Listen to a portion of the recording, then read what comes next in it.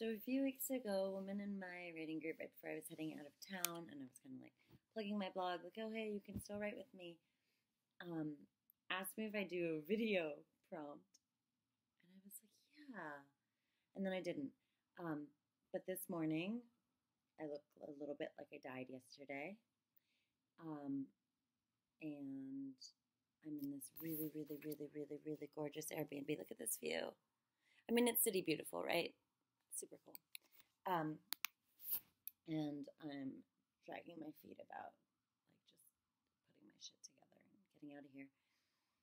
And so I thought I would do it, and I'll post it later in the week. So I was at this conference for the past few days, told you guys about it, and had a lot of really great, interesting conversations, and met and reconnected with a lot of really phenomenal people. But one of the things that kept striking me was this outrage and the satisfaction of the outrage and the sort of glee at having that outrage reflected back at one another, which is not unlike, when we're in a group and sharing stories and people are sort of commiserating on the shared experience of trauma, and that can feel really good.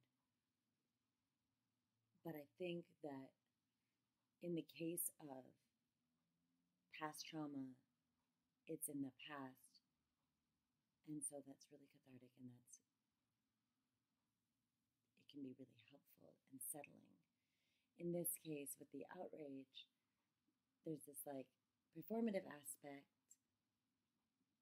that leads to this like riled up inertia that's actually quite dangerous. And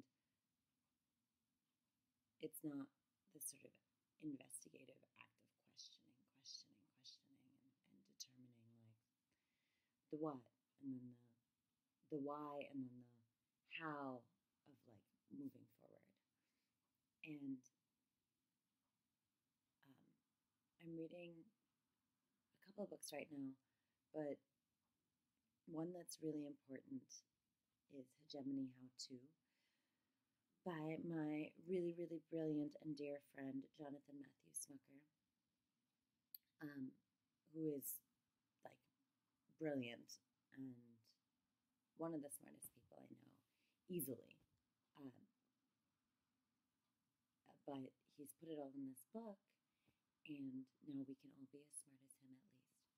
And so read the book, and then we're coming for Smucker.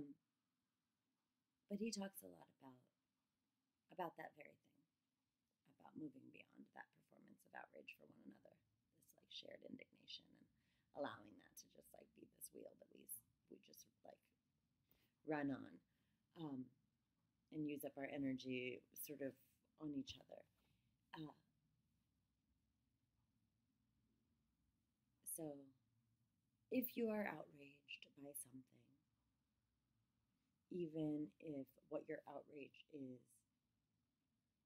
is my outrage, right? Like if your outrage is over the fact that I'm outraged by whatever it is that I'm outraged about, or if your outrage is not aligned with mine for whatever reason, any kind of outrage, I think approaching it from a place of investigation of why. Why is this way? Why is this way? Why is this way? There's this idea that if you ask why 5 times, you'll get to the heart of the question. So maybe give that a shot.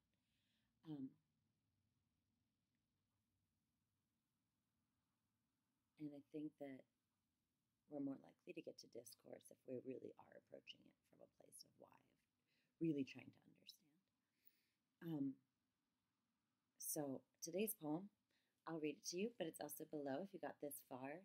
Excellent. If you didn't, you can just read it below, and you will not know that I just said that. The poem is from the Sun magazine, and Brendan Constantine turned me on to this poem, and I love it so much. It is called Ode to the God of Atheists by Ellen Bass. If you remember, Ellen Bass wrote The Thing Is, as well as many other really amazing poems. But The Thing is a poem that we've used here before, and that I turn to